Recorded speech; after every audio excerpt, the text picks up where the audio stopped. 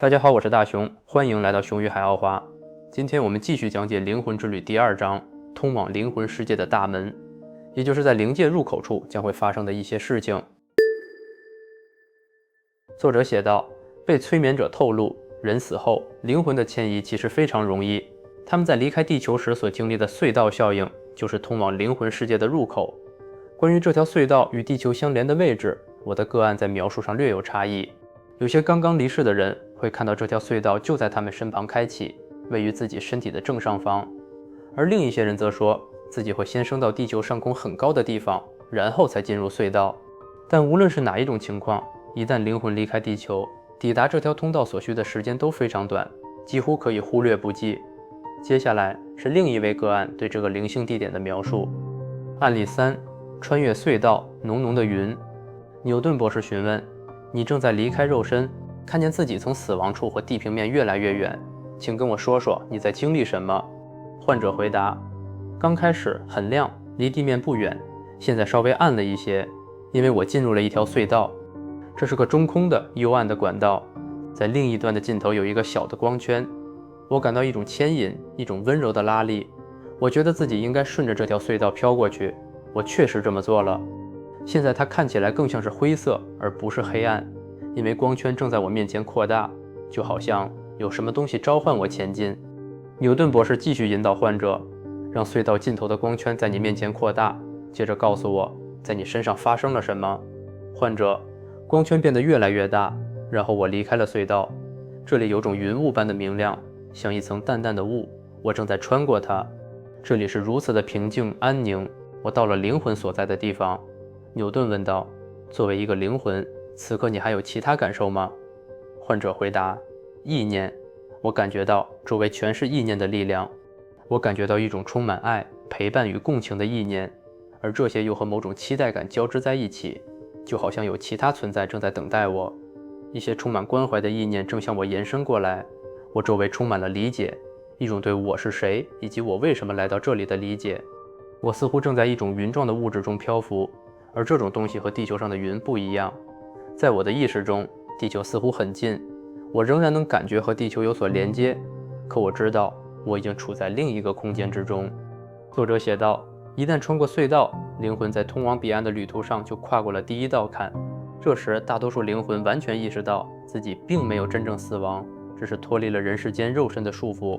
一些患者始终惊愕地看着周围，而另外一些则淡定地向我报告所见所闻，这很大程度取决于他们各自的成熟程度以及最近一世的人生经历。我最常听到的一种反应是他们先如释重负地叹一口气，随后说出类似，太好了，我又回到了这个美丽的地方，我回家了。我的大多数患者报告，当他们从隧道口出来时，有一段时间周围是模糊的，我认为这是星界的密度所致，神智学者又把它叫域界。下一个案例就来描述星界的情况。案例4，灵魂世界像座塔。牛顿博士引导患者，离开隧道后，请向我描述你看到的东西。患者，它们是分层的，有点像蛋糕，但我看到的并不是那种上窄下宽的蛋糕形状，而是一层一层的光。在我看来，它们似乎是半透明的，并且带有凹陷的层次，它们并不是固体，虽然一开始可能会让人误以为是。不同层次的光仿佛由一层层丝线交织在一起，而且整体协调有序，只是我能看到这些层面在厚度上有所差异，颜色的折射也有所变化，它们还会前后移动。每当我离开地球时，总会注意到这一点。牛顿问道，你觉得为什么会这样？患者答，我不清楚，这又不是我设计的。牛顿博士继续说道，根据你的描述，我想象中的灵魂世界像个塔，有巨大的层级结构，由一层层带有明暗变化的区域组成。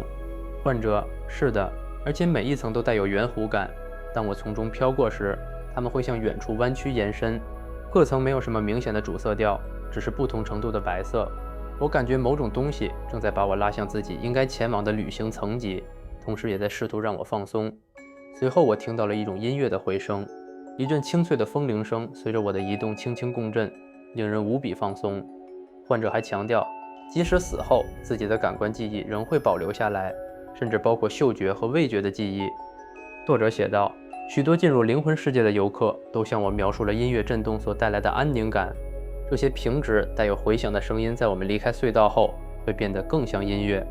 有人把这种音乐叫做宇宙能量，因为它能够使灵魂重新焕发生机。下一个案例中的灵魂在穿过灵性隧道后，内心仍然深受困扰。这个男人在1902年因心脏病发作死在了芝加哥街头，年仅36岁。他留下了深爱的妻子和一群年幼的孩子，而他们一家当时正生活在贫困之中。案例5：冰宫和向导。牛顿博士问道：“你穿过隧道后能看清楚吗？”患者回答：“我还在穿越周围这些泡沫般的云雾。我出来了，天啊，这地方太大了，如此明亮洁净，甚至还带着美好的气息。我看到了一座美丽的冰宫，它如此之大，看起来像明亮璀璨的水晶，到处都是彩色的宝石在发光。我看不到边界，这空间是无限的，如此壮丽与安宁。”牛顿继续问道：“你此刻的感觉是什么？”患者：“我无法完全享受这一切，我不想再往前走了。”麦琪就是这位患者的遗孀。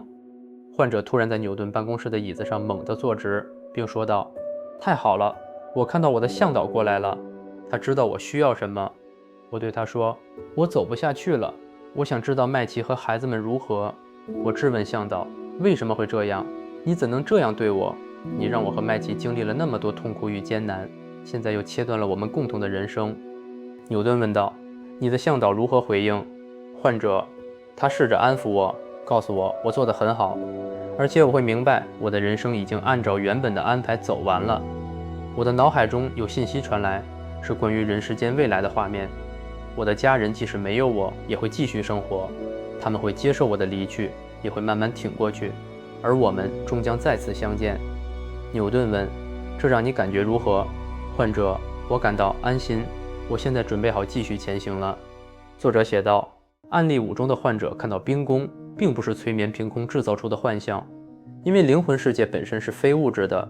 如果灵魂看到宫殿、花园、山川、海岸等类似地球场景，很可能是为了帮助他们完成通往彼岸的过渡。这些景象与每个灵魂在世时的经历有关。虽然每个人最初看到的画面各有不同，但当患者们继续深入灵魂世界，开始描述灵界的功能和运作时，他们的说法就变得相当一致了。回顾刚才这个案例，表现的是一个相当不安的灵魂，还深深牵挂着他留在人间的灵魂伴侣麦琪。死亡并不会让灵魂立刻变得全知全能，灵魂适应灵界所需的时间取决于死亡方式，对刚刚结束人生的牵挂以及灵魂自身的进化程度。当一个年轻生命突然结束时，灵魂常会感到愤怒、迷茫和困惑，因为他们还没有做好准备。对于这种带着未完成的牵挂和创伤的灵魂，通常最先出现的就是自己的向导。向导会承受灵魂最初的痛苦、愤怒与质问，并帮助他稳定下来。向导不会在灵界入口处立刻解决所有心理创伤或业力课题，更深入的人生回顾和学习会在之后合适的时间与地点进行。在案例5中，向导只是让他短暂看到地球未来的画面，让他知道妻子和孩子会撑过去，从而安心继续前行。虽然刚离开身体时，我们可能会觉得自己孤身一人，但其实并非如此。